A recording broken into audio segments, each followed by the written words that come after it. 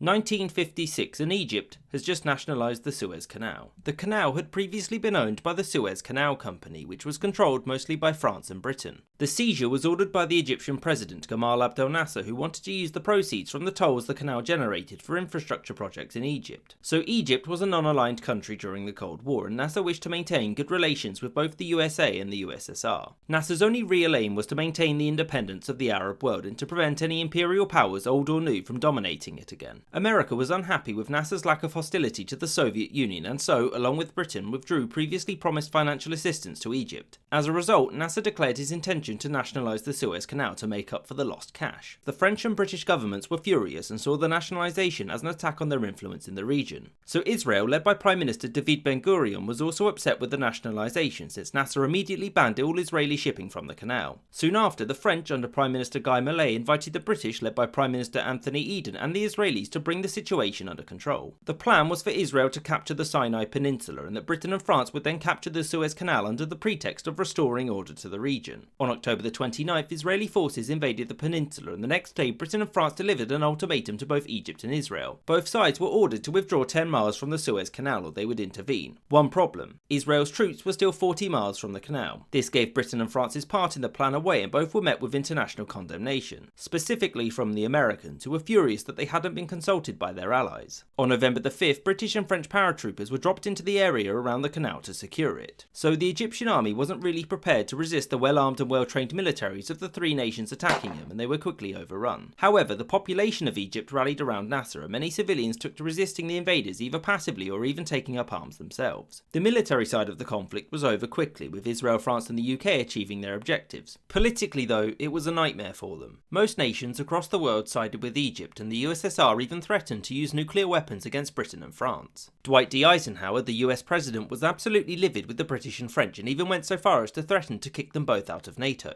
Furthermore, Eisenhower threatened to sell off sterling bonds, which would have severely harmed the value of the pound, which in turn would have likely crashed the British economy. As a result, Britain immediately ceased hostilities, and France and Israel soon after signed a ceasefire. British and French forces left Egypt in late November, and Israel didn't withdraw from the Sinai Peninsula until March of the next year. The Suez Crisis was over. For Britain, the Suez Crisis was a disaster and demonstrated that it could no longer pursue its own foreign policy without the consent of the United States. The crisis would also end the career of Anthony Eden. For France, the effects were similar, and Millet wouldn't last much longer than Eden. For Israel, the war was much more profitable. Israel's capabilities were now demonstrated to its neighbours, and whilst Israel still couldn't use the Suez Canal, it could now use the Strait of Tiran, which Egypt had previously blockaded since 1950. The crisis also saw the expansion of the UN's duties and importance in international diplomacy. The crisis saw the UN send an international force of peacekeepers, the first of its kind, to the region to calm and monitor the situation. As for Egypt, and more specifically Nasser, the crisis was an unparalleled victory. Nasser was now seen as the Arab world's defender against colonial aggressors, and his popularity soared. This in turn would see him become the face of the Pan-Arabist movement, which would briefly see the unification of Egypt with Syria. But that's a story for a different time.